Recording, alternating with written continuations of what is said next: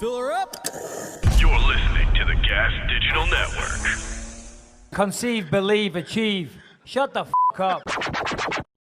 And new undisputed UFC middleweight champion of the world, Michael the Count Bisping. This is Believe You Me on the Gas Digital Network. All right, guys. Believe you me, episode something of this week. Lewis, you're looking a little stressed out there, buddy. What's going on? No, I'm great. What are you talking about? I've never been less Happier? stressed. No, I've been happier. I was happier a week ago in Hawaii, fucking sitting in this hot studio, smelling Harrington's fucking beard. What is the temperature there right now? Because out here today is like 100 degrees. It was brutally hot yesterday. It was like 90 degrees. Then I wake up this morning. It's my son's first day of school. Show up in basketball shorts and a t-shirt, and it's freezing outside this morning. It really felt like spring. It was maybe 72, 70 degrees this morning. So a little more brisk. Fall rather. Fall is in the air. But that was my morning. First day of school. I should be in Vegas right now partying with the Impractical Jokers, getting into some sort of crazy hijinks. But instead... No. Sorry, Lewis. You don't get props. You don't get brownie points. You don't get credit for being a father, okay? Well, I should be in Vegas, right? No, you shouldn't. You should be walking your son to school. You should be holding his hand, helping him across the road, and giving him some, stories, a la Rocky in Rocky 5, saying, I remember these streets, you got to watch out for these kids and blah, blah, blah, blah, blah. Giving him some fatherly advice, not saying... Listen, I really resent being here, James. Just so you know, you're an okay kid. You're good. You're okay. But I'll be having a way better time in Vegas. Yeah. Who's your best friend, James? Cole. No, your best friend's a guy named Frankie Fear. Frankie Fear lives on your shoulder. He's your best friend. I did have a moment with him this morning where I like to give him little bits of advice here and there. And I like to give him little bits of advice that are easy to digest, and then so he can maybe carry them on for the rest of his life. What was your advice to James going and starting a new day of school? And then I'll give you my advice to Callum when he went off to live in San Francisco dorms. Okay, first grade. We were walking today, and he was a little bit nervous. I was like, "You nervous?" He was like, "Yeah, I'm nervous. I'm excited, but I'm nervous." So I was like, "You don't got to be nervous." I was like, "There's going to be a lot of new people." I was like, "But this is a little secret." I was like, "You want to make some new friends? You want to know the easiest way to make a new friend?" He's like, "How?" I was like, "Compliments. People love a compliment. You see somebody, you like their book bag, say, 'I like your book bag.' Boom, that person's going to love you. You like their sneakers, you like their shirt, let them know." I was like, "James, if somebody came up to you right now and said, 'I like your t-shirt,' how would it make you feel?" He went, "It'll make me feel good." I was like, boom, that's it. That's the secret in life. Give somebody a compliment, they're going to love you forever. That's actually really, really good advice. It's certainly on your first day and you're trying to make a good impression, you're trying to make new friends, and you want to come across as a nice, likable person. Yeah, I commend that, Lewis. Well done. Good for you. When you play with their ego. Yeah, well, no, 100%. And that goes with all walks of life. All right. Some could call it ass kissing. Some could call it brown nose. And they're like, fucking hell, here's James J. Gomez again. I get it, dickhead. My t-shirt's nice. My book bag is cool and my shoes are on fleek. I get it, James, but stop kissing ass, please. Yeah, but it's it is kissing ass a little bit, but welcome to life. How to Win Friends and Influence People. One of the best books I ever read in my entire life. Besides, of course, Quitters Never Win by Michael Bisping. But I've lived that. I've lived 3 of those chapters of that book. So I'm not going to sit here and fucking, pat myself on the back. I created those stories. No. Sunday Times bestseller, no big deal, but I'm sure How to Alienate Friends and Influence People is very good as well. Alienate Friends. I think that's the movie, isn't it? How to Alienate Friends. I pretty much said the same thing to Callum when he was going to San Francisco. I gave him a little chat and I was just like, listen, I said, be a good person.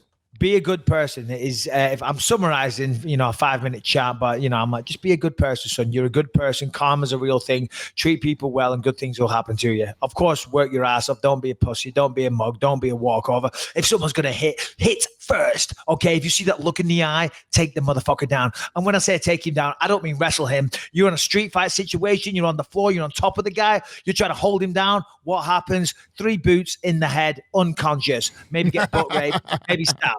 Okay, do not take him down.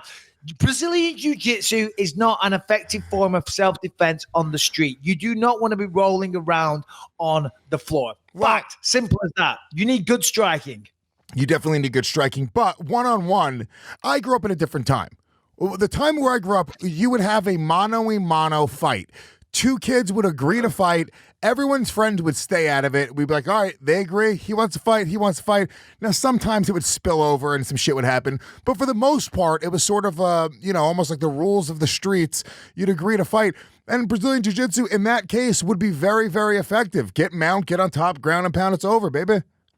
Yeah, very, very effective in that exact situation. But we're not talking about James in the playground. We're talking about a real life and the death mean streets of San Francisco, where Callum's going to be. The mean streets of Clitheroe, when you're rolling round late at night outside the Key Street, you've had a skinful, you've had maybe 10 pints, a few tequilas, couple of shots, you're feeling a little bit frisky, you get into a fight. You don't want to be rolling around on the floor, because I'm telling you, the classic is their mate runs up with a size 12 right in your face, right? Just as you're holding an Ezekiel choke, using his shirt as the lapel. You're like, yeah, this shit is diversifying. I can use your shirt as a gi collar. Okay, stand back, everybody. Call the police. Hold this man. And then you just get fucking laces right in the face. Game over. No, you stay on the feet. You look cool. You deliver a 1-punch knockout blow. And you say, sorry, I didn't want to do that. So James has started school. What's the situation with food? Is he taking a packed lunch? Is he eating at the school? What's going on? It depends. We do both. Depends on what the menu is. He'll choose. He goes to a really nice school, and they have really good food and a really great program. But I don't. You know what I do? I go to Starbucks. I get him those little pre-made sandwich packets. Sometimes peanut butter and jelly. No, it's very good. It's very healthy. It'll carrots. No. Cucumbers, some apple slices, some peanut butter and jelly. It's salad. Hold on. How about this? And this is going to blow your mind. It's going to be very old-fashioned. You go down the supermarket, you buy some nice whole grain bread, you buy some peanut butter, you buy some jelly, you even buy some sliced carrots, you buy some apples and slice them yourself. You put them in little Ziploc bags, okay? You put it in his favorite animation, favorite cartoon, favorite video game or movie, perhaps an Avengers lunchbox case. You put it all in, a little bit of a drink, he takes it off to school. Okay, that's what you should be doing. You're bonding at night. You're helping him with his homework. You're saying, what do you want for lunch in the morning, James, tomorrow? And you make his sandwich accordingly. You don't stop at Starbucks. I'm sorry. No. Said it best. Yeah, Michael Bisping also has a part-time slave / wife that will do all of this stuff. I am a single dad. I'm Mr. Mom. I'm doing it all by myself. I gotta do all the cleaning, the cooking, the fixing of stuff around the house, the handiwork, under the car. I'm out under the car in the garage out back for hours fixing the carburetor. I do a lot of stuff. What is the last thing that you fixed? I don't even know what a carburetor is. Fucking air conditioning that you mess with constantly in the summer. I cannot stand it, baby boy. You got to stop. Put that white wand down. It's very distracting. You want to live in New York City? You want to skimp on the fucking studios and not have built-in air conditioning, heating and stuff? That's fine. But don't let it affect the quality of the show. What is the last thing that you fixed, Lewis, Mr. Handyman? I did get some glue. One of the drawers, the face of it came off in the kitchen, and it was months before I finally glued it back on. But I did buy some Gorilla Glue, and it broke 4 or 5 times before I figured out I had to put I had to just put a little whatever. It was stupid, like a piece of cardboard. I basically glued the drawer to the cardboard, and then glued the cardboard to the actual inside part. And it's a little bit off, but I'm not very handy. I grew up without a father, okay, but I'm trying. I didn't grow up without a father, but he wasn't very handy, and I'm not very handy. I'm not what you would call a man's man in that regard. You know what I mean? You'll never find me under the bonnet of a car, under the hood of a car, tweaking with the engine. Never. In fact, with modern cars, you can't. It's all computers anyway. You call it a bonnet? That's really funny though, because it is just like a bonnet is a hat for a female. Yeah. a hood is a little more masculine, but it's interesting. Yeah, we call it a bonnet, a car bonnet. I got it. We'll see. If I would say, are we going out on a Friday night? They'll say, yeah, on it like a car bonnet. Okay, a little bit of slangaroonie for you there. So anyway, back to school. So it's his first day. He's got his processed, mass-produced Starbucks riddled with plastic goodies to take to school. Did you see that story? It was in the UK. It's been on for the news a few times this week. A kid at school, his diet was so poor and all he ate was, sounds like Lucas, beige food, French fries, stuff like that. And he's gone blind and deaf. There has to be more to that story. No, I did hear about this story, but there has to be more. It couldn't simply be because he ate bad. There had to be other physical things going on with him in conjunction with his shitty diet, because plenty of people eat bad, and I've never heard of anybody going blind and deaf because of a bad diet. Apparently, it was linked to some nutritional disease with the eyes. But this is absolutely true. I'm reading a report here. The Independent reports that a 19-year-old English teen suffered from a severely damaged optic nerve, amongst other problems, after apparently abandoning even remotely healthy food from the age of 7. His mother, who was not identified, terrible mother, I'm not surprised she was identified, said she started suspecting problems when he'd come home from school with the lunch she packed him untouched. Lucas does that. Lucas does. See, and no disrespect again. And I want to clarify something, because I'm getting a lot of hate, by the way, because I said it was a joke that people chanting USA are racist. Okay, they went, "Oh, Michael's such an idiot." Da, da, da, da. I'm like, number one, Americans chanting USA is not racist. American is not a race. It's a joke. It's a joke. But anyway, I will say this. I will follow up and double down on that. The school meals in America are pretty bad, because when we first moved out and our kids went to school, I don't know, it wasn't the healthiest, so we do a packed lunch. Anyway, but Lucas still never eats it. He doesn't eat anything. Anyway, I'm trying to find on this story. He's deaf, he's blind. I mean, that is extreme. I'm trying to see the scientific facts. So they're saying specifically from what he ate, he went blind. Yeah, I think so. Is there a name for the disease? Yeah, it's called blindness and deafness. I believe Helen Keller was one of the most famous proponents of said disease. It was one of my favorite jokes as a kid. What did Helen Keller name her dog? Go on. Terrible. Shame on you, Lewis. How was your diet as a kid? Did you eat well? It was terrible. I didn't know what good eating was until I was probably in my mid-20s. I didn't understand just the simplest of concepts. I didn't understand what carbohydrates or fat or protein was. I'd never really exercised ever. And that is, 100%. I had a shitty mom. There was no emphasis on health. And I shouldn't say that. She wasn't a shitty mom. It was a long line of shitty moms. Her mom was a shitty mom, and her mom was a shitty mom, and her mom was a shitty mom. Straight back to the fucking, dinosaur era, and to the Jurassic era, was just a white trash shitty mom not paying attention to her dumb caveman kids. Just a terrible, terrible lineage that I have. So I can't blame my mother. There also wasn't technology, but we know now. We know for a fact, at the very least, if you don't care about yourself, you should be getting online and going, all right, what should my child be eating in order to have the most healthy lifestyle, to live the longest, be the happiest? Because guess what? Kids don't know. My son has really only drank water. He's never drank soda in his life, right?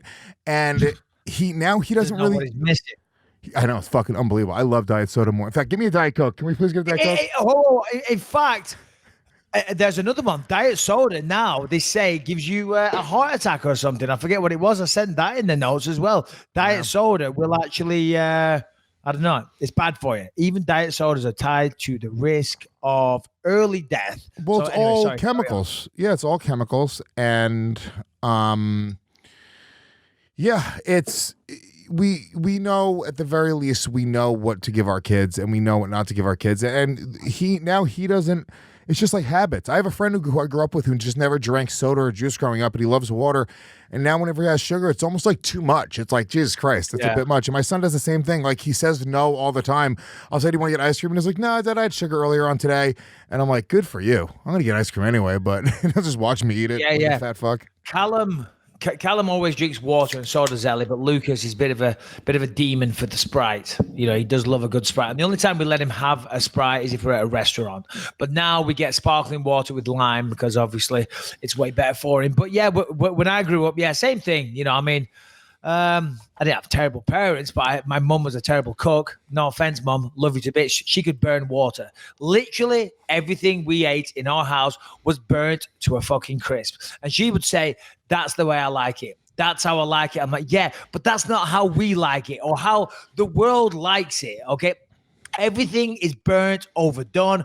All the vegetables, if there was ever vegetables, they were boiled within an inch of their life in water and all the color would be gone, like green. Vegetables are green. Carrots are orange, right? They'd be almost see-through and transparent and taste of nothing. Every Sunday we'd have a roast dinner. Well, most Sundays we'd have a roast dinner and my dad would put Brussels sprouts on a plate. Incidentally, now Brussels sprouts have made a big comeback. They're like an in thing right now. And done correctly, fried or whatever, done well, roasted, bit of bacon, some herbs and spices. They're delicious. But the way we used to have them in our house, oh my, as I say, boiled within an inch of the life. My dad would put it on the plate and he would say, you're not leaving this table until you've eaten those Brussels sprouts. And I would sit there for a long time. I would be crying, because they're the fucking foulest, most disgusting thing ever. And then I'd say, I'm just going to go to the bathroom, and I'd sneak to the bathroom and put them down the toilet. And then my little sister would grasp me up. She'd tell my dad, Dad, he put them down the toilet.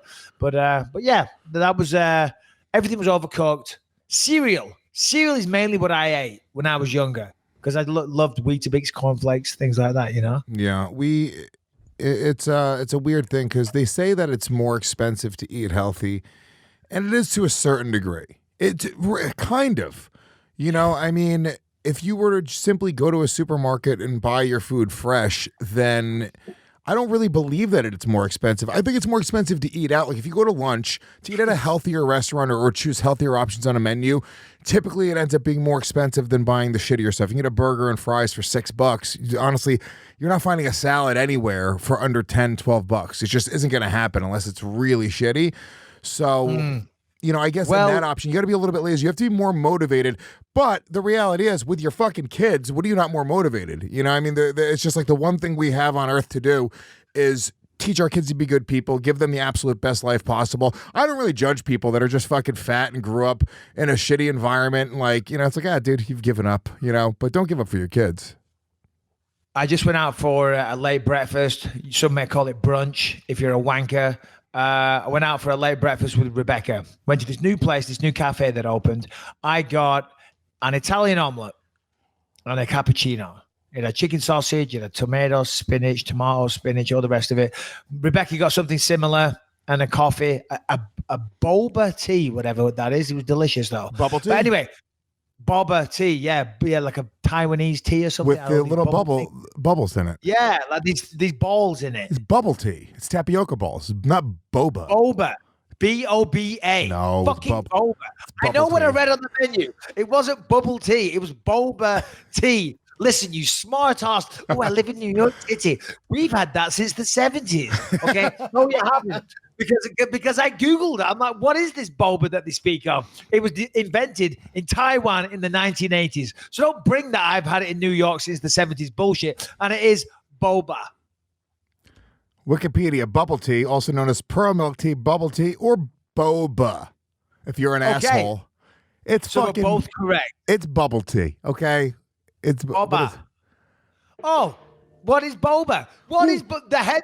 No, stop. The headline of the article is what is boba? Okay, so therefore, one to me. Anyway, point of the story, what I was going to say. So I went there and we had the boba tea. I asked, and you know what? It was funny because I went up and I said, yeah, hi, could I get a bubble tea? And the woman looked at me like I was crazy. I said, no, you know, bubble tea. I would like 2 bubble teas. It was invented in Taiwan in the 80s. It's very, very popular in these parts. And she looked at me like I was crazy. She looked at me like I was Henry Cejudo trying to fight a woman. That was the look she gave to me. And she went, hold on. Do you mean boba tea? So, just saying. Anyway, that lunch, that breakfast, whatever, $30. Last night I went to the supermarket, I barbecued, and it wasn't an elaborate barbecue. I did some chicken thighs and I got some sides. I got a bit of potato salad. We made a salad, bought all the ingredients fresh. Now, of course, every time you go to the supermarket, you buy a few extra additional bits. I bought some sparkling water. Might have bought a couple of bottles of wine as well. Yeah, and then the problem is, you're like, I don't have, all right, well, I need paprika because I don't have paprika. All right, that's $9. Yeah. But I have that for the next 5 years. $175. Okay. And I had to cook the fucking thing. I had to stand there outside in the garden, sweating my ass off, okay, with the sunlight. At that time of day, I couldn't look at my phone as I was doing it because the glare was terrible, okay? And I probably burnt the chicken as well, so that's my point. Is it healthier to eat? Sorry, is it more expensive to eat healthier and clean? I'd say so in this day and age. I mean, to go down the supermarket and buy a big, massive pack of frozen fries, chips, that's cheap. A couple of frozen pizzas. It is actually cheaper. Yeah.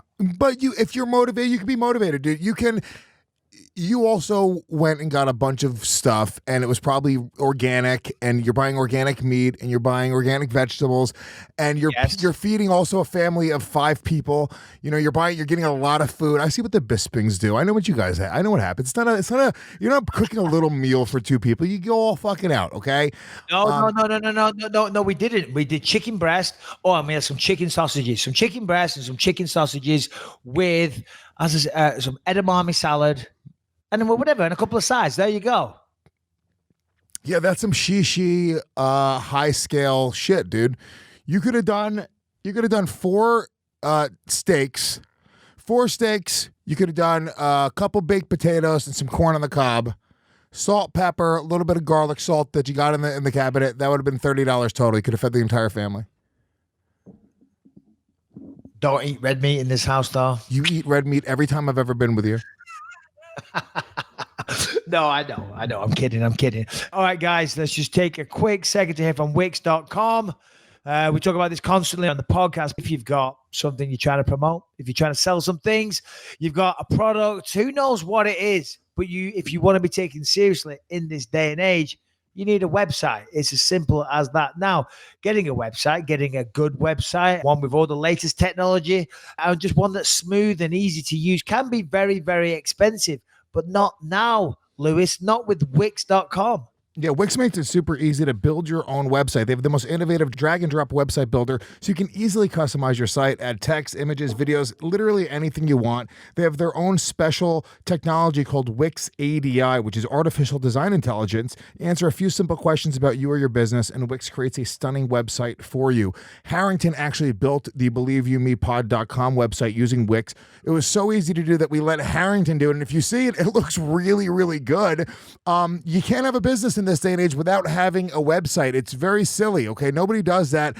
This is the best way to do it. Super affordable. So right now, what you need to do is you need to go to Wix.com/believe. That is Wix.com/believe. You could publish in a click and you can make edits fast. Your clients are going to enjoy enterprise-grade security and automatic web hosting. Use industry-leading SEO and powerful marketing tools to drive traffic to your site, okay? Right now, you can get started. Right now, go to Wix.com/believe. Scale your web business with Wix. All right, where were we? Anyway, so what day is it? Thursday. There you go. Happy Thursday, everybody. What should we start I wanted to, with? really quick, just as we were talking about going back to school today, I wanted to, I do agree with the post, but I did sort of want to make fun of you and Joe Rogan and everybody else in the whole world of MMA and comedy and podcasting for the fucking cringy gay post that everyone went around sharing. Whoa. No, fuck you. Number one, I know what you're getting at.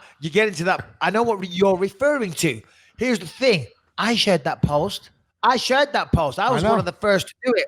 All these other motherfuckers jumping on said bandwagon, okay? Which reduced the authenticity and the meaning of my post, okay? Just because all these other robots, sycophants, whatever you want to call them, decided to repost, Not my problem. Do not take away from the sentiment and the heartfelt meaning of my post, right? What if James is at school today, okay, and he's sitting there on the bench all alone and he's scared? He went up to a couple of people and said, "That's a really nice book bag you got." And they went, "Fuck you, asshole," and slapped him in the face, right? It feels pretty bad. And now we're looking at my post. Special request to all you kids returning to school in the next few days. If you see someone who is struggling to make friends, called James, or being bullied because he or she keeps complimenting people's book bags, or doesn't have many friends because they are shy or not as pretty or not dressed in the most in clothes, please step up, say hi, or at least smile at them in the hallway. You never know what that person may be facing outside of school. Your kindness might just make a big difference in someone's life. Repost if you agree. And look at these people on the right. We got the Spaniard. We got Chuck Zito. We got all kinds of celebrities diving in there going, "Oh my God, that's Perillo boxing, big time Jason Perillo," you know, and you want to mock this, you want to take away. That is James. That is James right now. I reposted my own. Did you say? I didn't know. Let me take a look. Pull up mine, Brian. It's fine. Pull it up for him. And I'll tell you what. Here's my problem with this post. Okay, it seems it's insincere. It is what you're going to say. It wasn't from me. It wasn't from me. Listen, just because something's good and people read it and they go, "Do you know what? That's a really good message." It's not a good message. Share that. Here's mine. Read it. Why? Okay. Special request to all you kids returning to school in the next few days. If you see someone who's struggling to make friends or being bullied because she doesn't have as many friends, or because they're shy, or they haven't got the most in clothes, please step up. Approach that kid. Call him weird and shove him into his locker. He's likely a school shooter in hiding. Strike first. Strike hard. Bow, bow, bow, bow. And it's true, because it's a selfish post. Here's what everyone's doing. They're saying, "Hey, just so you know, this fucking weirdo is going to shoot up your school. So go be fake and pretend to be his friend, just so you know, just in case if he's going to pick anybody to not kill, it's going to be you." That's all that post is saying. It's not saying, "Hey, go be nice to people." It's not saying be friendly. It's saying point at the weird kid and go, "Hey, weird kid. Hey, I'm cool, right?" No. What it's doing is, let's just use your scenario. Let's say potentially that guy is one day a shooter that is going to blow up the school. But if he made some friends, some people approached him, they showed him a bit of love, they brought him into their circle, and he became one of the guys, one of the boys, whatever you want to call them, one of the genderless people out there, okay? Then maybe he wouldn't feel the need to go and shoot up the school. You know what I mean? So a little bit of love goes a long way. Or the other way, you can drive him down that dark tunnel that he's already into the depths of depravity, and he'll lose his mind and think, "I hate all these people, and I'm going to walk into a store as soon as I look old enough that I can jerk off and buy a gun legally and shoot everybody."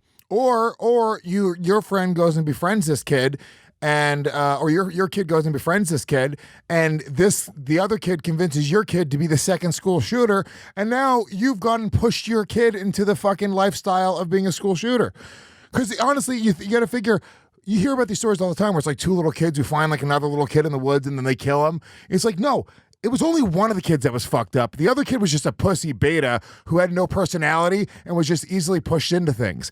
And that's what I'm afraid my kid is. I'm afraid my kid is going to be pushed into being a school shooter. So I say, if you see a kid who looks like he's going to be a school shooter, steer clear. Honestly, get transferred out of that kid's class. Call the police. Call the police. Did you see the one kid? Oh, this is fucking, as it relates, you got to pull the video of the kid who got arrested for making a threat in a video game chat room. Oh, so, God.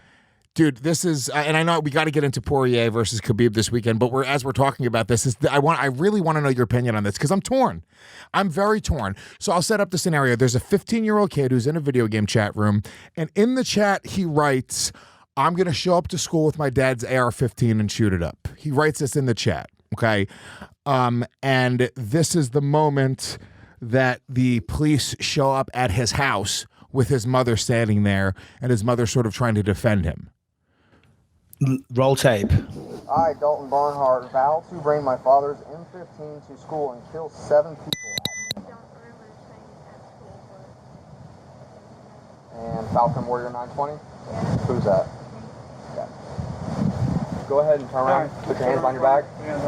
He's under arrest currently for making a threat to cause a mass shooting / act of terror. It's a cause a mass shooting? Yes.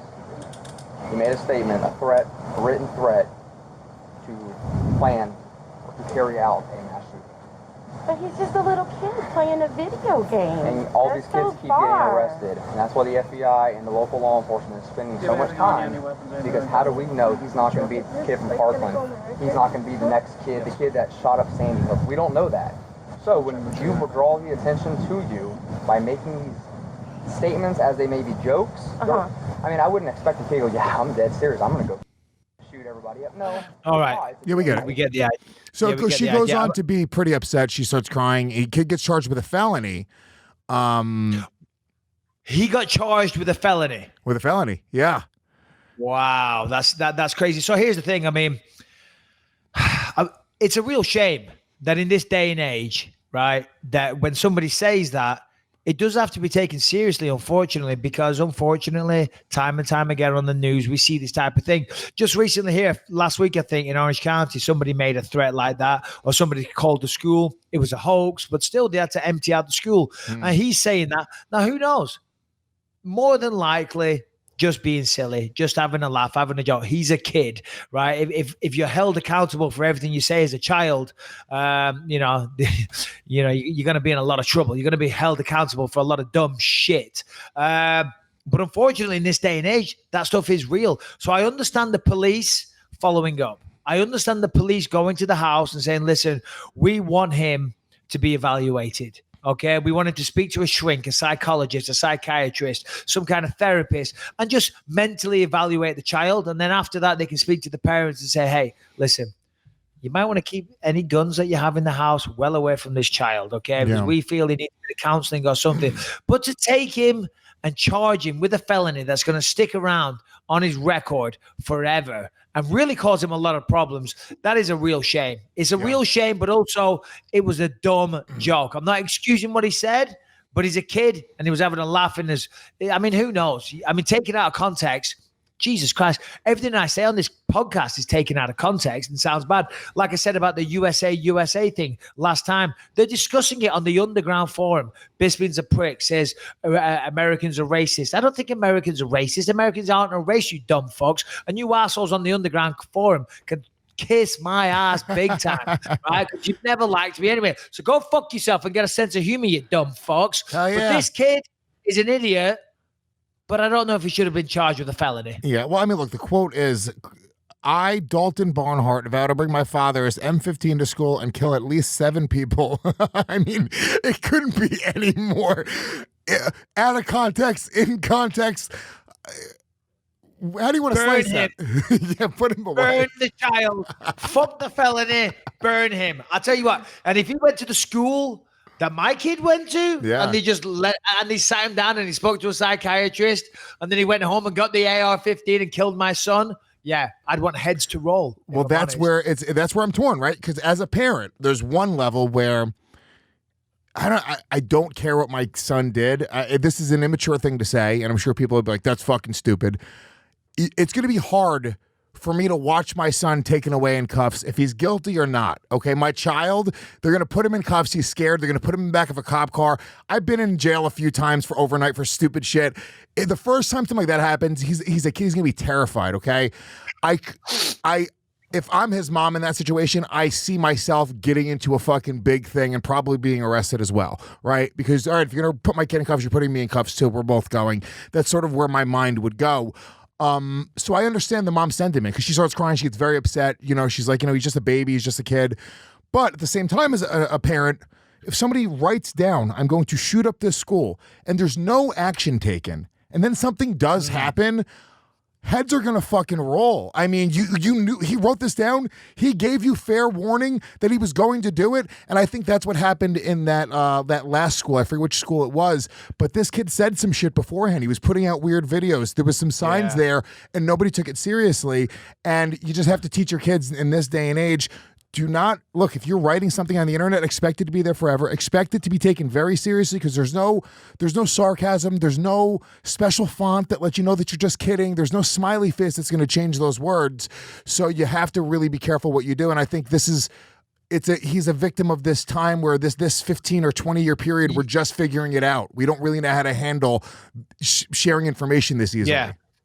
Yeah, I had so many points, but we've like moved on to like so many different things. I don't know which one to start with or where to go. I had a good point before about the mother, and then the 15 to 20 year tweets and this and that, and it's there forever. I'm like, fuck, which do I go to? Because Lewis was on a fucking epic rant of epic proportions. Let me in. I'll start with the mother, because I didn't know we stopped the tape prior to her getting upset and crying, because it reminded me when I was a kid, I had the cop show up at my house. I'd been out on a late night out. I was getting up for work. I think it was like 5 a.m, and I heard a knock on the door, and my bedroom window was open because it was summer. And I looked out, and I'm like, fuck. There's fucking 3 cops at the front door. I'm like, shit, what do they want? And then I heard some knocking at the back door. So I went into my sister's bedroom, and I tiptoed to the back, and I looked out the window there, and there's cops at the back door as well. I'm like, oh, this isn't a good sign. And my dad didn't live there at the time. Conrad was in the army. Stephen had left home. Maxine and Shireen were all like 10 years old. So they were definitely there for me, because I was like out drinking, getting into scraps and whatnot. I'm like, oh shit. So I go downstairs. Well, they start knocking louder and louder. So I go downstairs. I'm talking to the cops. I'm trying to keep them quiet because my mum was in bed. And then all of a sudden, lo and behold, doom, boom, doom, boom, because my mum has a bad leg. That's how she walks. Oh, shit. The dragon's up. Fucking shit is going to go sideways pretty quick. No, because my mum's going to, well, she's chill now, but she had a foul temper back in the day. And especially at 5 a.m. when 5 cops show up at the door. Okay? So doom, doom, doom, doom. She comes downstairs and she starts screaming at the cops. What is going on? And the cops wouldn't tell me why they were arresting me, because if they told me, it'd give me time to start thinking of, an excuse. And they wouldn't tell me. They were putting the cuffs on me. And my mum came downstairs and said, where are you taking him? So I'm sorry, Mrs. Bisping, he's under arrest. And she's like, no, you are not taking my child out of my house early in the morning unless you give me a reason. And then they went, we're arresting him because of blah, blah, blah, blah. And I'm like, oh, shit. But no. Nice one, Mom. Thank you. Because by the time I got to the cop shop, I'd figured out a little scenario. What is blah, blah, blah, blah? What'd you do? I want to know. I'll tell you. It seems every week I'm confessing to crimes. Nothing bad. But yeah. So respect to the mother there. But yeah. Well, listen, you can't do it. I mean, it's like we were talking about. You were asking me the other day if I'd seen the new Dave Chappelle special. Yeah, I've since seen it. Absolutely hilarious. If you're looking for something to watch on Netflix, everyone, check out the new Chappelle special. Jesus, that is funny stuff. But again, he's talking about Kevin Hart and the tweets at the Oscars. That was years ago. Just because times change. Now, of course, times are never going to change where it's cool to threaten to shoot up a school. That's bad taste. And if the kid wasn't joking, who knows? Then maybe he gets what he deserved. But if he was joking, it is a real shame. Just like you shouldn't make jokes about that, but as kids you do. Just like now you can't walk through an airport and mention bombs. You just can't do it. Do you know what I mean? Whereas you always get some asshole when he's getting surgery. Oh, what are you looking for? A bomb? And they'll take you off. They'll arrest you there and then and, interview you. But times change. Like Kevin Hart made some joking homophobic remark back in the day. And because of that, they were going to make him quit the Oscars. It was actually in his stand-up special, so it wasn't even something out of context where it was in an interview or it was written down. It was literally a stand-up bit where, there's no other time. You know for a fact these are just jokes, and it was also a moment of honesty. He was talking about his son being gay and how that would make him feel, and you don't want to have an honest conversation. Society doesn't want to have a real conversation. If you talk to most people that grew up in poverty or grew up in the that type of environment, yeah, dude, that was the attitude. If your kid was gay, you'd be embarrassed. And having the conversation, by having a conversation publicly with other people, you might start moving more toward having an open mind. But when you suppress those thoughts and you can't even have a laugh or even joke about it, or even you're sort of just shoving it down, and you don't even give people the the ability to sort of let it breathe and to maybe come to a different conclusion. And I think that's how society is now. People shove down their real thoughts. They have a fake, phony conversation on the surface, but deep down inside, we're all fucking evil, and there's not real progress being made. Yeah, no, absolutely. I mean, yeah, because now the front that you have to have in the public domain is held to such a high standard, you can't keep your real thoughts for the public domain. I mean, back in the day, there was a Prime Minister of England called Gordon Brown, and he was getting questioned. I mean, the guy was a prick anyway, but he was getting questioned by some woman, and he was being all polite, yada, yada, yada. And then he turned around like to his people as he was walking off, but he forgot he was mic'd up, and he called her a bigoted bitch. I think that's what it was. And Jesus Christ, he got in so much trouble. But, you know, to his friends, I mean, this woman was challenging him publicly.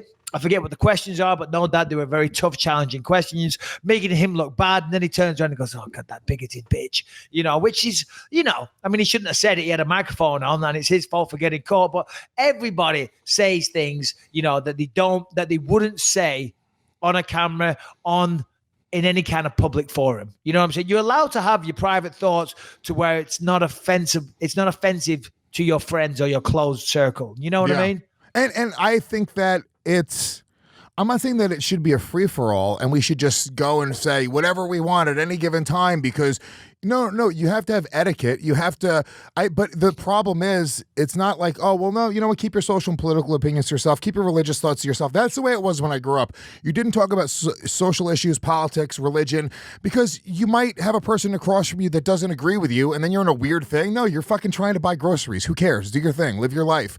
And now, it's not even so much that you have to just sort of keep it to yourself and have your thoughts and live your life. Now you have to think the same way everyone else thinks. Otherwise, there's a line drawn and there's like almost like a war and it's a battle. So it just creates this genuine dishonesty. I would rather almost like, you know, just omit all of that bullshit and just try to like live life like me and you there's probably plenty of social or political issues me and you don't agree on. Guess what? We don't even fucking know because we never even get there. Me and you, we hang out, we go to dinner, we have drinks. It's just never going to get into like, hey, well, what do you think about this political issue? And then even if it did, we would never let that sort of dictate how our fucking friendship goes. And I think too many people are sort of living in that space now. Yeah, well, it's political correctness gone mad. You know, it has. And that's where this all stems from. So now everybody has to put up this facade. Listen, I'm all for people being better people, being more understanding, letting people be who they truly are, you know, but along with letting people truly being who they want to be, as long as they're not out there purposely trying to offend people, you've also got to be a little bit understanding to them, you know, but we'll leave that one there. All right, guys, let's just talk a quick second about Quip. We all know when you go away, packing your toiletries, somehow, you know, it involves a delicate game of stacking and space hacking. And don't get us started on your lotion exploding all over your dropkick. Story of my life. Mean lotion. Oh, a lotion exploding all over your dropkick. I mean, normally it's all over your laptop, but whatever. That's why Quip electric toothbrushes work just as well at home as they do on the go. The compact and wireless design tucks easily into the pocket of your carry-on or your back pocket if you're just spending the night. Plus, the travel-ready cover protects your brush from sandy swimsuits and luggage slip-ups. And with a whopping 3-month battery life, it will last through a season filled with weekends away, Lewis. Yeah, and here's the thing. The coolest thing about Quip, okay, because it's an incredible toothbrush, obviously really great to have at home and on the go, because I just brought it with me when I was in Hawaii, but they have some really cool, unique things. They have a built-in 2-minute timer that pulses every 30 seconds to remind you when to switch, when you have to switch which side of your teeth that you're brushing. The brush heads are also automatically delivered to your door on a recommended schedule of every 3 months for just $5. So nobody pays attention to when's the last time they bought their toothbrush. They do it automatically. All of the guesswork is taken out of it. You have the absolute best toothbrush possible. And here's the thing. If you listen to the show and you want to have nice pearly whites like myself and Mr. Michael Bisping, what you need to do right now is you need to go to getquip.com/believe. That is getquip, QUIP.com/believe. And you can start using Quip for just $25. And we're going to give you your first refill pack absolutely free. Free refills for your Quip toothbrush. Holy shit. We're just giving this away. Whoa. Free toothbrush kits and the toothbrush that a dentist recommended, with over 25,000 dentists signing off on the Quip technology.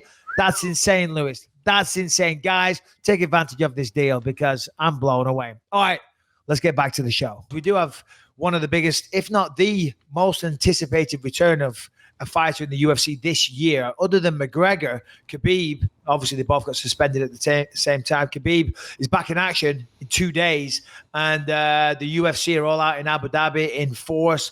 All the world's MMA media are all out there. This, what's the word I'm looking for? Insatiable? Is it insatiable? Insatiable appetite for this card, Lewis. Khabib Nurmagomedov comes back against Dustin Poirier, then Edson Barboza, Paul Felder in the co-main event. I think they're the two big fights, but by far and large, Khabib, Poirier, massive fight. Where should we start with all of this? I mean, we obviously got to talk about Khabib and Poirier. That's what everyone's excited about. What time is the fight? It's early, right, Harrington? 2 p.m. Pacific? Yeah, I believe it's Eastern. So it's like 11 a.m. Pacific. 11 o'clock. Beautiful. We'll probably get together, get a little crew together on Saturday and watch the fights. If you guys want to do that, over at my place. Yeah, I love a good afternoon card. Yeah, this is super exciting. Obviously, you know, the excitement is more about Khabib coming back. No knock on Dustin Poirier. But Khabib, you know, honestly, it's when you fight Conor and you have a war with him, you have that back and forth. It's like you instantly become a star. And now Poirier has the opportunity to take some of that as well. So I don't know. I mean, I don't know how many people see Poirier winning this fight, but the reality is there's no rhyme or reason anymore. We said the same thing last weekend about Zhang Weili. And she was able to stop what's her name in 42 seconds. So, what do you think here? Well, what do you think here? Yeah, well, for one, I mean, number one, first thing, I mean, I'm impressed with Dustin Poirier, the way he's handling this whole thing. He's very motivated, and I thank you for some kind words you said about me that he's actually using for inspiration. I was the oldest person and had the most fights ever to get a title shot. And obviously, I came good on that, and I won the belt. And he's looking at that as inspiration, and I thank him for mentioning that because he's the second oldest or as many fights inside the UFC to get a title shot. And if I did it, then he can do it. And when I look at Dustin Poirier, yeah, I mean, the man's incredible. He's got an incredible record since he came back up to lightweight. I'm just looking at it now. Max Holloway, awesome performance. Beat Eddie Alvarez, former champion. Justin Gaethje, not a former champion in the UFC, but still, we all know an incredible fighter. Anthony Pettis beat him. That was a beatdown. And Jim Miller. And prior to that, there was also Eddie Alvarez, but that was a no contest. So since he's come up to lightweight, he's fought nothing but the best, okay? They're and that's an impressive list. Jim Miller, Anthony Pettis, Justin Gaethje, Eddie Alvarez, and Max Holloway, right? That's a beautiful five-fight win streak. But he's fighting Khabib Nurmagomedov. This fight comes down to one thing and one thing only, and it always comes down to this thing pretty much with Khabib. Can you stay on the feet? Can you not get taken down by Khabib Nurmagomedov? Because if he gets taken down, the fight's over, okay? I don't think Dustin's going to catch him in a submission. Can he work back to his feet? Yes. But the point I'm making is if he just gets taken down again, then you're just going to spend the entire fight trying to get back to your feet just to get taken down. If you can utilize excellent footwork, dance around the octagon, be elusive, and try and wear him down and get Khabib tired, you know, then he has a shot of winning this. I think if you look at it on paper, you gotta favor Nurmagomedov all day. Undefeated, the champion, beating better competition. And then if you look also, for example, when Poirier fought Eddie Alvarez had a lot of success taking Poirier down. Now, Poirier was able to get back up and get back to the striking and whatnot, but Eddie Alvarez is not the wrestler that Khabib Nurmagomedov is. He really isn't. So he's going to go out there and shock the world to make this one happen. He's going to shock the world. Will he do it? I don't know. And we've seen a few of the guys that Dustin Poirier has lost to, Khabib has been able to handle. So Michael Johnson, Conor McGregor. I mean, just in almost every metric speaking, you'd have to favor Khabib. And, you know, to be honest with you, I mean, Dustin Poirier, he's an incredible competitor all around. But I think that Khabib could probably submit him as well. He's got a couple submissions losses, got a couple knockouts, got I guess a couple decisions and a knockout. But I think I see Khabib being able to get him down in the second or third round. I think Khabib's on another level. Yeah, no, I agree. Sorry, I was just looking at another article. I was listening. I just pressed news to see what that came up with. It says Khabib to earn more than $6 million for UFC 242, which is tremendous. You know, it really is, and I'm happy for the man. I love to see fighters, you know, closing the gap on boxing. You know, I mean, years ago you would have never seen a $6 million payday for anyone in the UFC. So that's just beautiful. That's amazing. It really is. Who knows? It might be even more with the pay-per-view. But I wonder how much payment, like, because everyone talks about the boxing. It's almost like an old topic at this point, boxing versus MMA. But if you were to look at the total payouts for the year in MMA, for the total payouts for the year in boxing, I wonder if MMA has surpassed boxing yet. I doubt it. The only reason I say that, and again, this is just a speculation, I haven't looked at any numbers, is that the payouts in boxing are so high. You know what I mean? They're so high. The big boxing fights, 15, 20, $30 million fights, you know. So all the rest of the MMA fights, you know, I mean, Jesus, you can take care of all of it with one of those millions. You know what I'm saying? But the boxers on the undercards of the big paydays, we know they earn very little. They earn like $100-$150. At least in the UFC, if you get to the UFC, you're earning good money. I think it's 15 or 20,000 guaranteed per fight, and another 15 or 20,000 if you win. You know, plus you're on a bigger platform. So right off the bat, you're earning way more money than a boxer. But as I'm saying, we're closing the gap. We're closing the gap on boxing. Boxing's been around forever. I'm not knocking the UFC. I'm commending the UFC. I'm saying it's great to see. But yeah, I mean, regarding the fight, listen, I would put 10,000 BIM coins on Nurmagomedov. We don't have 10,000 BIM coins. You are Harrington. Where are we at on the BIM coin? I included in the notes. Give me 1 sec. Look it up. I believe Lewis, you are at 200, and Mike, you're at 150. Right. Well, I'll put 150 BIM coins on Nurmagomedov. In fact, that's probably not a smart bet because he's a massive favorite. What are the odds on that fight, Harrington? I think I have minus 435. I'll double check that right now. Yeah, maybe I'll do some sort of parlay because this is not gonna. What are the odds that it goes to the decision? Harrington, maybe that's the bet to make. Just give him 1 second. I only have 200 BIM coin. I mean, I gotta make some big moves here if I'm trying to fucking. Listen, I'm gonna easy come, easy go. I don't care for the BIM coin. Okay, with the volatile stock market right now, you stick your BIM coin up your ass. I'm sticking with Timmy coin, Bitcoin, and my poker coin. Keep an eye out for that one. In the meantime, BIM coin, yeah, I throw it all on. Do you know what? I'm gonna throw it on Dustin Poirier for a laugh. I've got the Magomedov winning, but you know, you want to get paid big, you're gonna risk big. 150 BIM coin. In fact, no. Because I want to stay in the race. 145 BIM coin. So I got 5 BIM coins left if I lose on Dustin Poirier. So, all right. So you have 100. Wait, you have 5 BIM coin left. You're 145. If I lose, I've got 5 BIM coin left. Hold on. You know what we should be able to do? We should be able to buy in more BIM coin if you lose all your BIM coin with real coin, with US dollars. But we got to donate to some sort of charity. Hey, my mate Will Lowe from Timmy Coin. He could do us. He could do us a legit cryptocurrency for BIM coin. I'm telling you, BYM coin. I'm gonna be on the phone. We're gonna start and we're gonna sell it on this fucking podcast. We're gonna get rich, baby boy. I love it. That's the way. Cryptocurrency, BIM coins, BYM. I just want a nice watch. If he could just send me a nice watch, I'll fucking sell him my soul. So, all right. So, Harrington, did you figure out the BIM coin dollars? Yeah, you're looking at minus 167 to go to the decision. Minus 167 to go to decision. So, they're saying it's likely going to decision. That's not great. Yeah, I hate talking about odds. If I'm honest, because it gets a little difficult with the pluses and the minuses and all that type of stuff. But listen, you got to favor Nurmagomedov. He's the favorite. He's 27-0 for a reason. I do like to root for an underdog.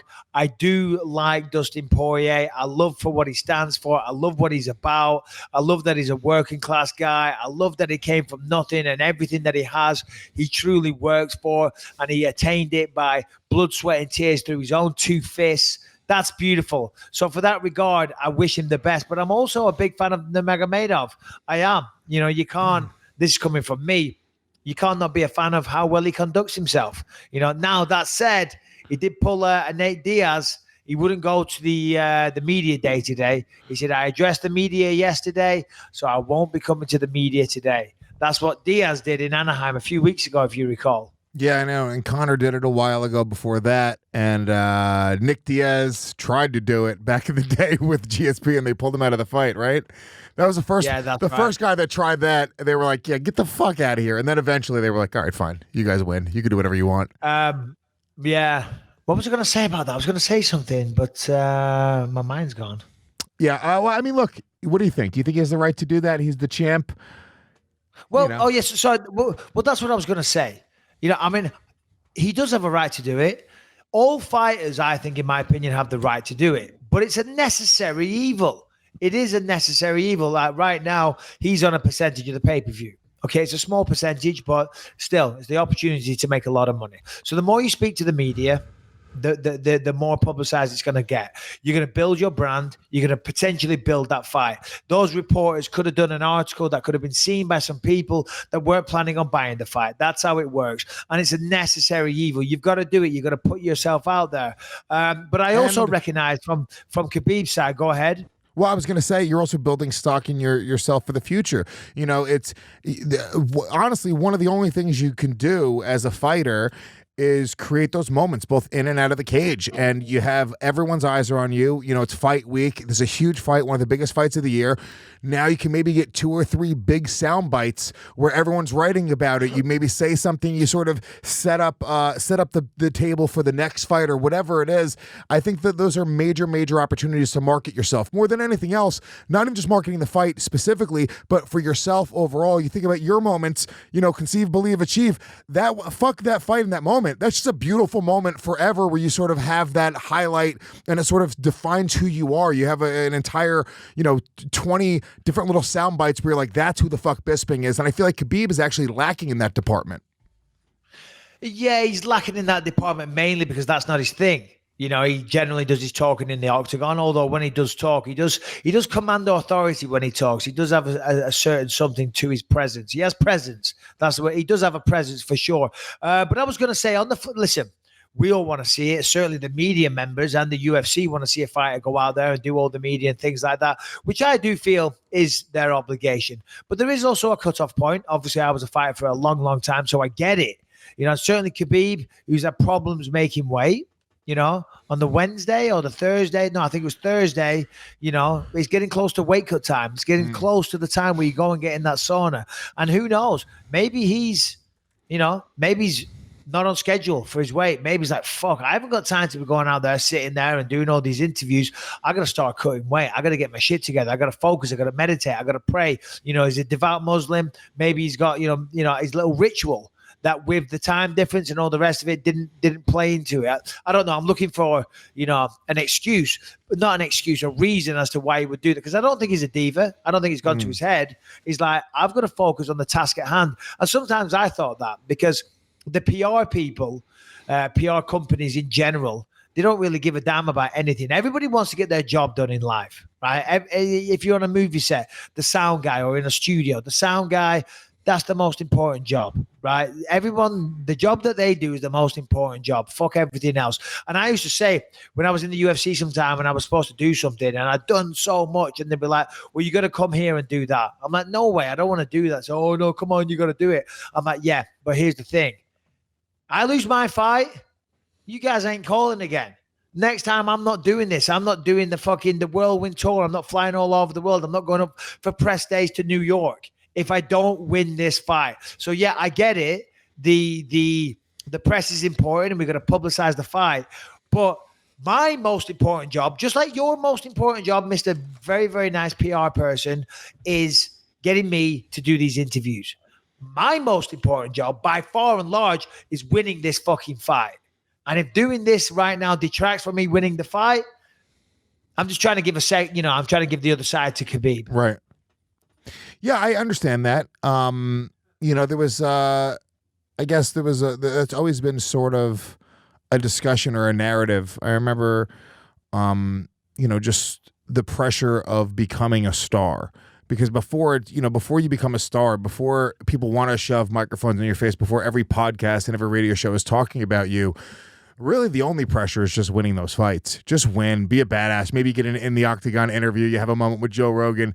But the reality is, like, you're not doing commercials. And it's so much more time consuming that people understand. Like, it's not like when you show up for a television taping or a commercial shoot or whatever, it's an all day thing. I know for myself, I was just traveling for a week. I've been trying to diet and exercise, and I was just traveling. I was like, I just can't get to the gym. I can't find the time to get to the gym. So now I imagine you have to, do interviews. You have, 30 interviews scheduled between now and the fight. You have morning, you have, nighttime TV. You're a major star.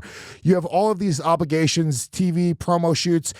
And then you have to also be top peak physical condition, be the absolute best. That would start fucking with my head. I would start going like, holy shit, dude, I'm not going to win this fight because I have I'm talking to Errol Hawani right now. This isn't going to help me win the fight. So I can understand that just on a personal level with somebody who struggles to get to the gym for an hour just to get on a treadmill.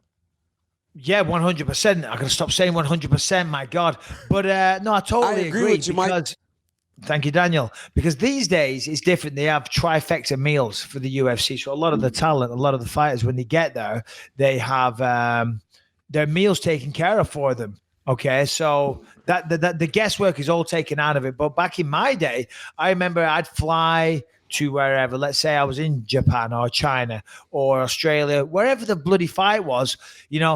Yeah, you're right. You got to do all your media. You got to do all those types of things. But then you got to eat. And then you go out there and you're going into a restaurant and you're looking at the menu and you're going up and down and you're like, Jesus, what is the cleanest thing on here? I want no carbohydrates, no salt, no sauces. And I remember speaking to chefs saying, hey, sorry, not the chef, the waiter, saying, hey, please, can you tell the chef no salt on that food? And they don't get it. And you don't want to sound like an asshole and say, here's the thing. I'm fighting at the weekend. I'm the main event. I've got to cut weight by 15 pounds. Number one, they don't understand what that means. Cut weight by 15 pounds. So you're speaking a foreign language to them instantly. So you don't bother wasting your time by saying that, but you just implore them, please, please. I used to tell them, I'm allergic to salt. I'm allergic to salt. I can't have salt. It's not even a real thing. That's not a real thing. You can't be allergic to salt. I'm allergic to salt. Okay, what can I tell you? I have a very, very rare condition. So yeah, no, you're right, Lewis. That is very, very true. We definitely offended a waitress the other day. We went to a restaurant, I guess that shall remain nameless. What do we even say? Taco. The pink taco. No. We were there and our waitress was very nice. But the other one that brought the drinks over, she walked over and she had like a face from death. And then when we spoke to her, she went, yeah, she gave a little smile. And then she did a little fake smile and then went straight back to the resting bitch face. And it was like, it was a bad resting bitch face. And I mentioned to you very quietly when she walked to her, I said, Jesus Christ, she's a miserable cow, isn't she? And then you said, wait, what did I say? What did I say? Well, I don't know. I said it very politely and discreet. No, so very. She's a miserable cow. There's no polite way to say she's a miserable cow. No, there is. I muttered it under my breath. I did it in the good old-fashioned two-faced way. Smile at the waitress. A miserable cow. Do you mean you uttered it? Oh, but don't. Thank you. I'll be here all night. No, so I mutter it to you, and then you go, yeah. That waitress is a real bitch, or something like that, loud. And by that point, our actual waitress was walking past, and she looked when you said that, and I went, no. Not you.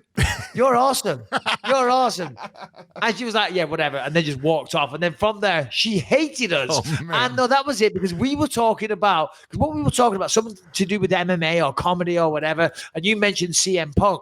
Yeah. You're like, yeah, CM Punk fucking sucks. And then we said to the waitress, no, honestly, we weren't talking about you. Sorry, we were talking about one of your colleagues, but we weren't talking about you. You were awesome.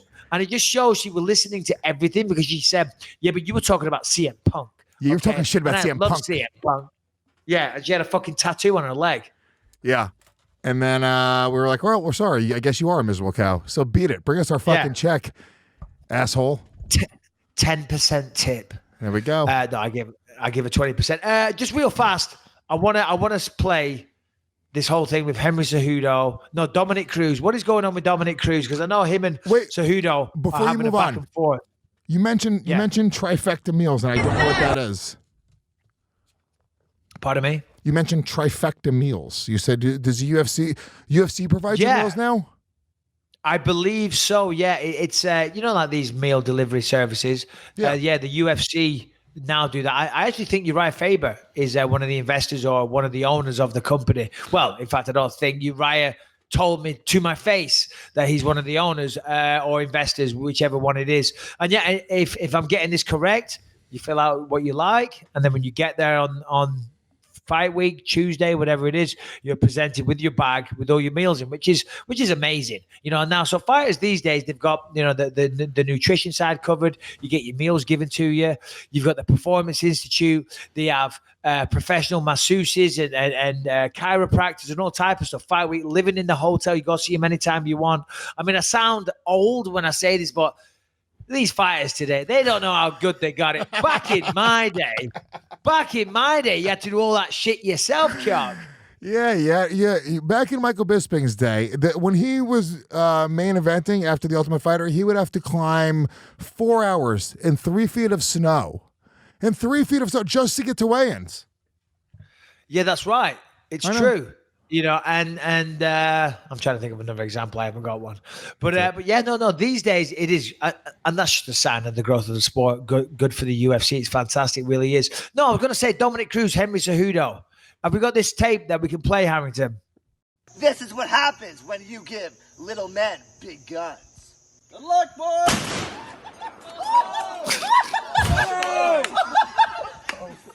Oh, you all right? Dominick Cruz. The caption he wrote was, "You're not in my caliber," to Cejudo. So it's a knock on Cejudo's height, is it?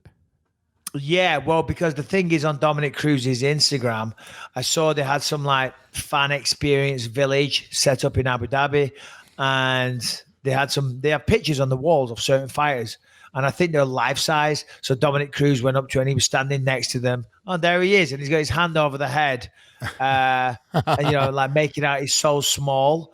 And then he's posting videos of little people shooting guns. Now, listen, I get it, Dominic. I get it. Okay. You're trying to get the fight. You're talking a little smack. You're trying to rattle the cage of Henry Cejudo. But there's one thing that springs to mind when I see all of this. Pot calling the fucking kettle black. Jesus Christ, I hate to break it to you, Dominic. You are not bouncing around tall, dark, and handsome. Maybe on your tippy toes with a nice big solid pair of Nike Air Jordans. You're a couple of inches taller than him at best. Well, Dominick Cruz 5'8", Henry Cejudo 5'4". Leave Dominic alone. Let him have it. Finally in his life, he gets to make fun of somebody else's height. It feels good. It feels good. Let me tell you something. I'm 6'1". You know how nice it feels to walk up to Harrington's 5'9" fucking short ass and just pat him on the head, go, "You're cute," and then walk past him and keep on going. It's great, okay? Being tall is awesome. And I also didn't realize how much of a problem it was for short men. There's a subreddit called r/short, reddit.com/r/short, and it's just short guys going in there complaining about their lives and things that they have to deal with all the time. I never realized it was that much of a thing for dudes to be insecure about. No, come on, because listen, it's Napoleon syndrome, right? Every short guy, well, not every, but most short guys have a big mouth, right? Look at Dominick Cruz, prime example. You know why? Because they develop it over the years because they're so used to people, maybe not being heard or being stepped on, literally. You know what I mean? Hey, dickhead, I'm down here. Be careful. Come on. Napoleon syndrome. It's a well-known thing. Little guys have big mouths because they got to overcome their adversity in the height department. No disrespect to shorter guys. I'm just stating facts here, buddy. Listen, this is one of the posts. This is a guy posted this today. How much does having an attractive face negate the stigma of quote unquote shortness? I ask because I'm 5'6", and while I'm not swimming in women, my current girlfriend is 5'3" and beautiful. At what point does a handsome face mean nothing? Does a super attractive face at 5'1" still pull? It's Jesus Christ. I just feel bad for these little guys. I've just texted Rebecca right now, right? Because I believe I know the answer. But Rebecca, she may not even be in the house. I was going to ask her. Listen, I know for a fact she can't stand short guys. Short guys, it doesn't matter how attractive they are, but if they're short, they're out of the equation straight away. Yeah, Shannon says the same thing. She Oh, Shannon there? Yeah, ask Shannon. Let's get Shannon on. Is Shannon around? Oh, she left. Too good for us. I know. What is going on? So anyway, so there you go. So Cejudo and Cruz, I mean, I saw a lot of people talking about the fight online and saying Cruz is out of his mind if he was to get that fight. End of the day, he hasn't forced his losing his belt to Cody Garbrandt in 2016. That said, he is an OG of the division. He is one of the best from the division. He was a long-time champion, you know, so it kind of makes sense. But if I'm not mistaken, I saw Dana say a while ago that Cejudo has to defend against Joseph Benavidez at 125 or vacate that belt. So if he does fight Cruz, he's going to give up one of them. Now, there is another video regarding Henry Cejudo. Harrington, if you want to get this ready, you know, he was talking about being an intergender champion. I think it's very progressive. I love it, dude. I say treat men and women as equals. We take every female and every male, we just mix the divisions, unify the belts, okay? And then we'll see. I think the women can compete, honestly. So Cejudo is an aspiring woman beater. We have, you know, what's the word I'm looking for? I can't think today. I've got a bloody headache. We've come to that conclusion. He's an aspiring woman beater. He went out to Abu Dhabi. Schevchenko is there. And finally, the two genders, the male versus female, the champion on both sides of the equation, came face to face. And if I'm not mistaken, they came to blows, Harrington. Do we have footage of this sensational occurrence? Let's see.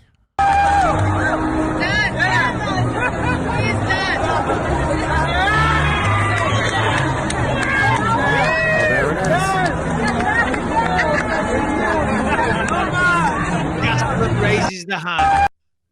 That was Gastelum? I think that was Gastelum, yeah. It looked like Gastelum. Yeah, so anyway, they came face to face. They're just messing around. So, and that's nice because I think it just goes to show none of the women are taking it too seriously. And I think it is just a laugh. That's just Cejudo getting his whole thing out there. Yeah, and I think it is funny. Anybody who's getting legitimate, because you see people being like, yeah, you want to fucking beat a woman? How would you like to shut up? Stop being a fucking mark. Stop being an idiot. Like, I don't understand. Like, how do you wake up and go like, dude, I'm going to fucking get trolled by Henry Cejudo today?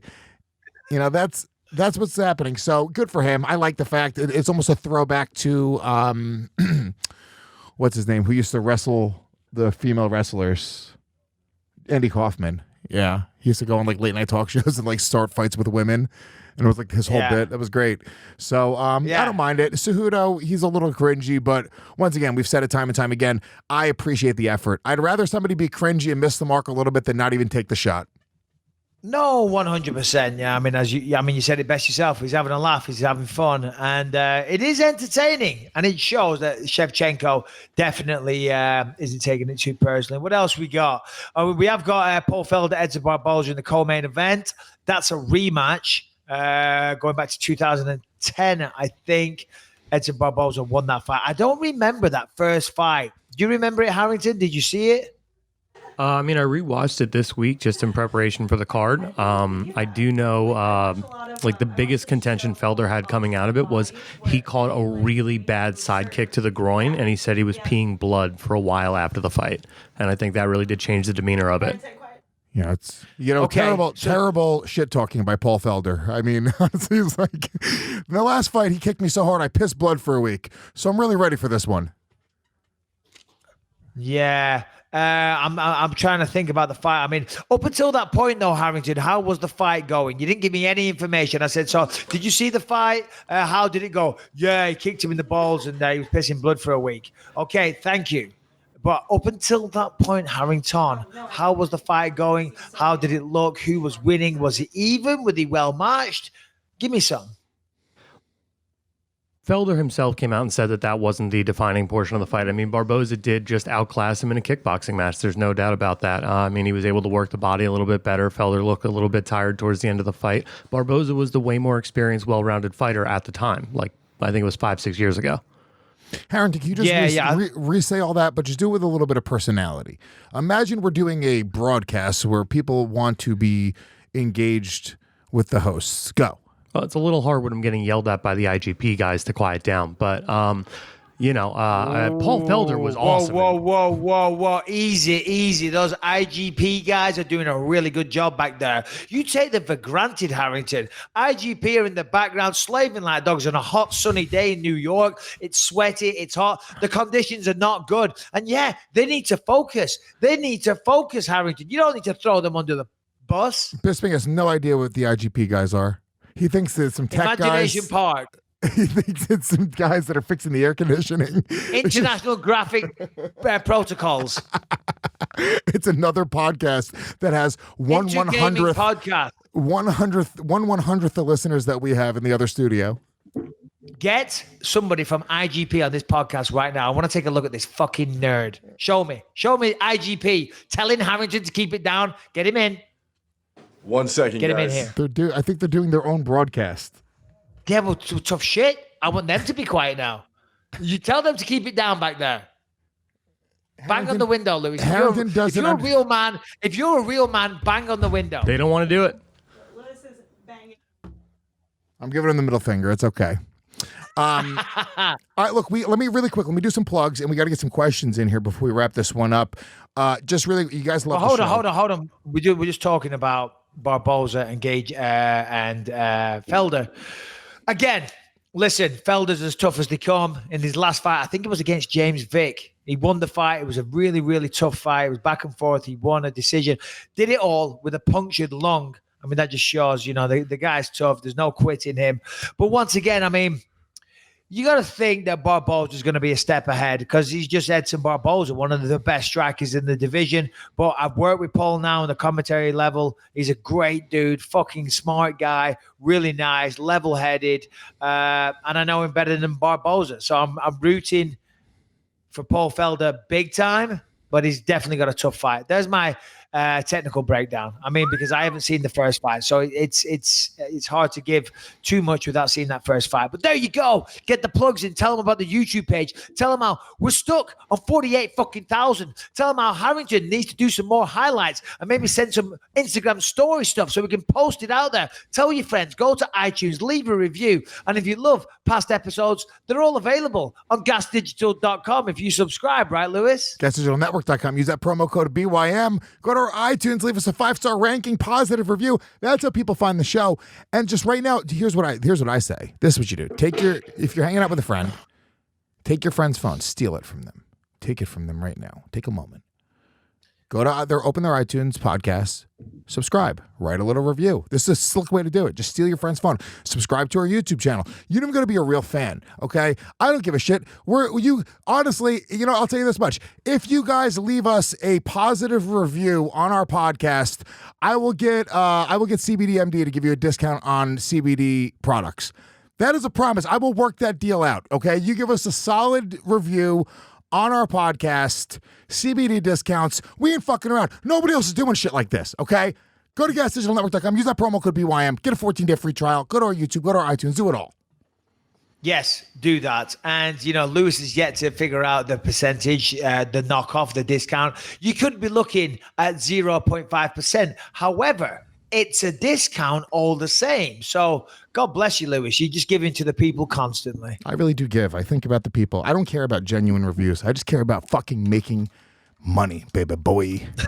That's what we're all here for. Who we kidding? Let's be honest. Have a good time, enjoy ourselves, and give our family a good life. All right, go on then. Let's do some questions. Got a couple questions? I wanted to do a show on Saturday, but we'll have to figure that out whether or not we can do. But I thought we could do watch the fights and do our own little commentary. That would be fun. Might be difficult with the technical aspects, but go ahead. Well, we can do a post-fight show easily.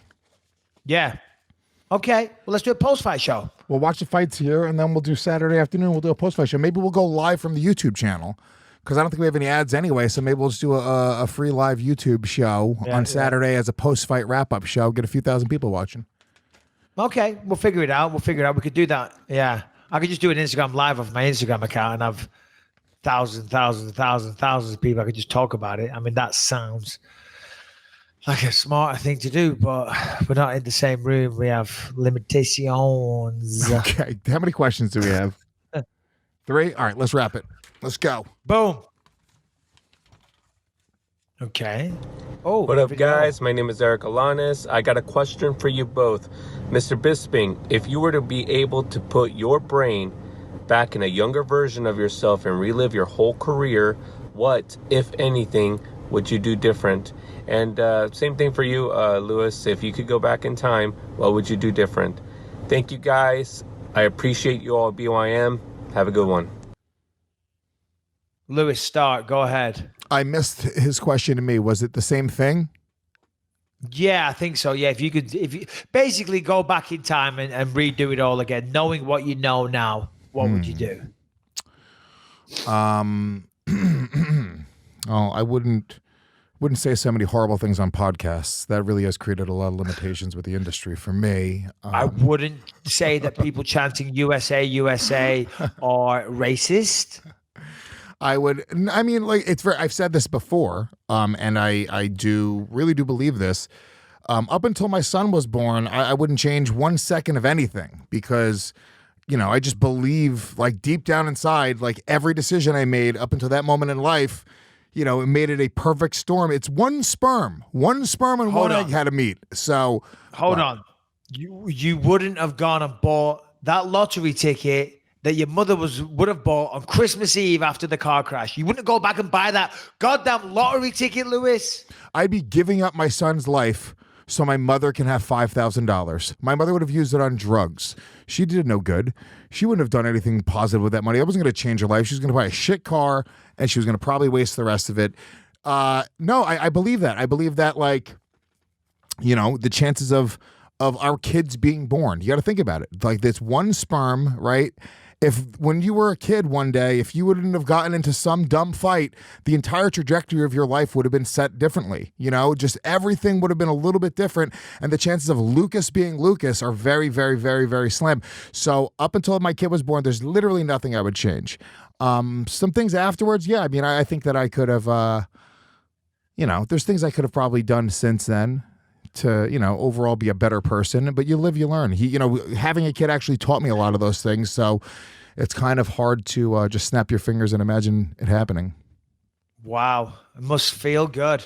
It must feel so nice to be able to sit there with hindsight, where they say hindsight is always 20/20.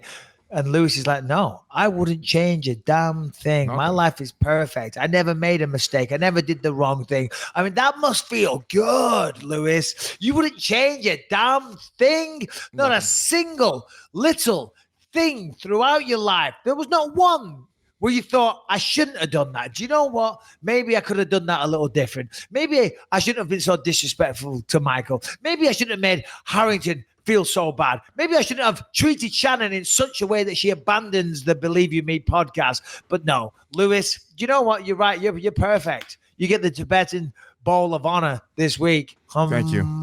Yeah.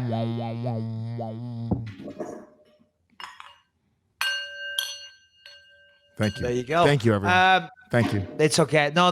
One day I want to be Luis J. Gomez when I grow up. Fucking hell. You're the man, Lewis. For me, I mean, on the flip side, yeah, many things. Many things. I mean, where do I start? I wish I paid more attention in school. I wish I tried, to be a better student and get an education. I wish that when I was fighting professionally that I looked after my body more. I look after my body better now than what I did when I was fighting. It's so stupid. I mean, we've talked about this before.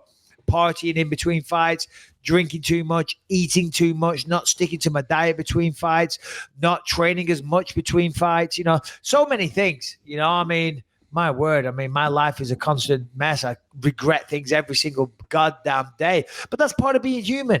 It's part of being human. Then you try and learn from them mistakes. I mean, if you lose Jay Gomez, you don't make mistakes. It is what it is. You're the perfect human being. You're the perfect specimen. I love my child more than you love your children. It's all good. Michael Bisping is like, I wish I would have gotten B's in high school. Zap, your kids are dead. Whoa. Just so you get some better grades in high school. Zap, goodbye, Lucas. I met my wife 20 years ago, right?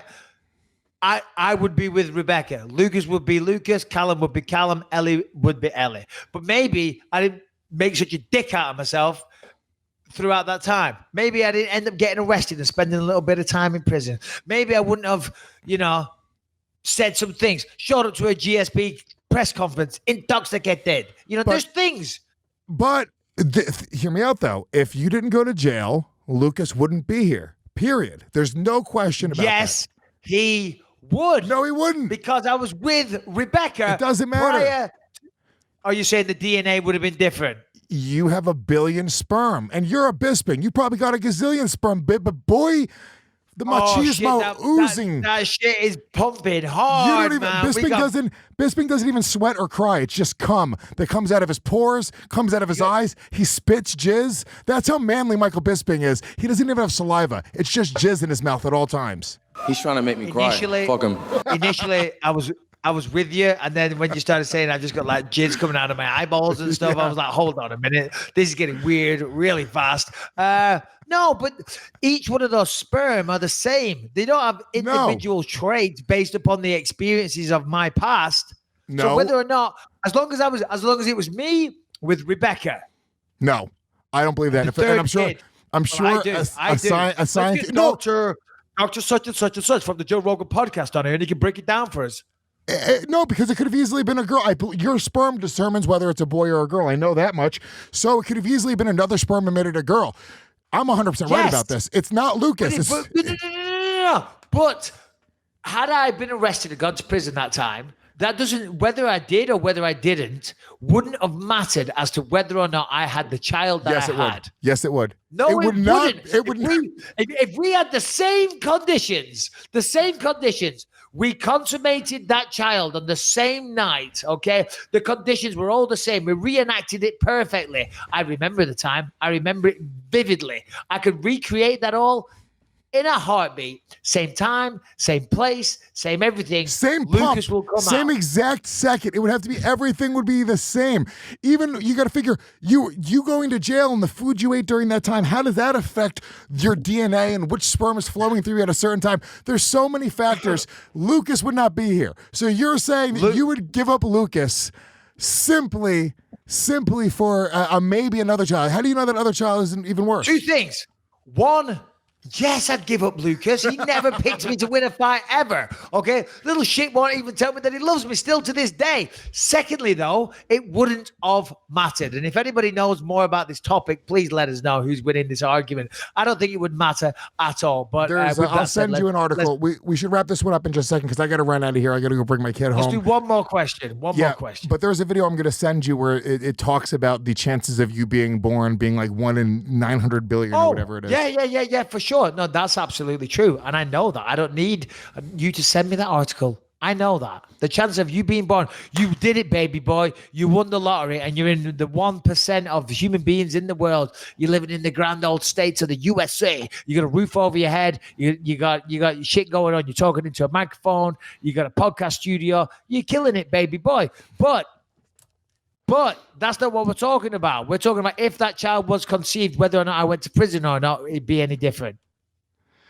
All right, go. Next question. Final question. Conceive, believe, achieve. Oh, shut the fuck up. The man is the real deal. The wrestling credentials are there. The boxing is there. And I'm telling you, the guy's undefeated. He's going to go a long way. Here, take a look again. Slip, right hand. That is perfect boxing. Any boxing coach will be very proud of that. Bisping, he can talk all this shit, right? But I straight up have challenged you to a mixed martial arts contest. It's not, you can't hide from this. This is on recording. We have this out there. And you said, and I quote, I would not want to step into an octagon with this guy, I'm telling you. I would not want to step into an octagon with this guy. I gave you the opportunity to fucking step to the plate. You could just say you're afraid of it. I'm a professional fighter.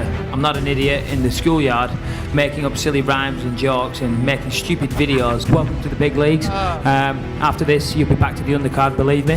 He looked terrible. I'm looking forward to making a fool out of him on the night. I'd love to smash his face in and shut him up once and for all. He has got a face designed for punching. I have no respect for that guy whatsoever.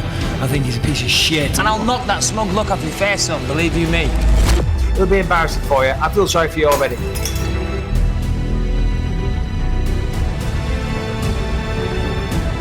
It's the fun in me, okay? I want to see that fight. This should be an interesting matchup. I don't know what to expect, really. I got goosebumps. Oh my God, who sent that in again? Who was that? It was literally just a bunch of letters. Of letters. He didn't take any credit for it. Okay, well, I did see Sydney Turner or Sydney Hunter. When that screen flashed up for a split second at the end, I saw a name. Look, that there's no sign of footage. All right. No name fight trailer. Anyway, whatever. Whoever sent that in, very, very, very good. Excellent work. We love it when you do that, when you get creative. So thank you very much. I tried to have the fight with Lewis, incidentally, when he was in town. As we know on the last podcast, he said he cut his foot, he hurt himself cliff diving, you know, all these things, these excuses. That's all I hear. Excuses, excuses, excuses. I'm ready to do it anytime you want to do it. I've got a bad knee. I think I need a knee replacement. I'm probably going to have the knee replacement. I'll do it with my hands behind my back, in front of my back, with one knee, with two knees. I'll do it with a blindfold on. With my CBDMD sleeping blindfold mask. I will fucking take you down. Yeah, in fact, how about that? With a blindfold on, okay? So I won't hit you. With a blindfold, but I can grab you and then from there I can take grab. down. No. Yes. 2 hands with a blindfold. I say we tape your hands inside of your pockets, okay? And then you have a blindfold. That's in front of you. No, because if I fall, I'll break a wrist or whatever. You know what I mean? But the blindfold is the way forward, doggy. You can't even beat a blind man. I'm already half blind as it is, for crying out loud. Jesus, I'm giving you all the advantages, Lewis. Yeah, Are you scared? Are you scared? We don't even need a full blindfold. We literally need an eye patch and we're all good. Yeah. Half an eye patch. Yeah. You know, or just remove one contact lens from my face and there you go. I can't see. That's it. I'm going to take the fight. You know, I injured myself in Hawaii training in Honolulu with BJ Penn and a lot of the other amazing Hawaiian fighters out there. So I had an injury. Okay, I'm coming to this fight with an injury, and now hold on, I'm going to recover. You were the guy in that video with your shirt off that was attacking BJ Penn. Look, we don't say what happens in the gym, but you know. What goes on in the gym stays in the gym. All right, I get it. All right, listen, that's the end of the show. Lewis has been itching to get away forever. You know, he's not committed. We know this. But enjoy the fight Saturday. Tune in. It's a pay-per-view, so get your wallet out, but it's going to be a good one. Pretty epic event. A lot of excitement coming from the Middle East right now, and there's a huge fight. Enjoy the fights. We're going to try and do your post-fight show on Saturday afternoon. Until then, thanks for listening to the show. Thanks for sticking with us. Tell your friends, subscribe, leave a review. Just tell your mates. And once again, guys, thank you. Lewis, over to you. Brother, you're the best. Thank you, everyone, for listening. We'll check you guys next time. Maybe Saturday, maybe Monday. But you know what? Stay tuned in, and believe you me,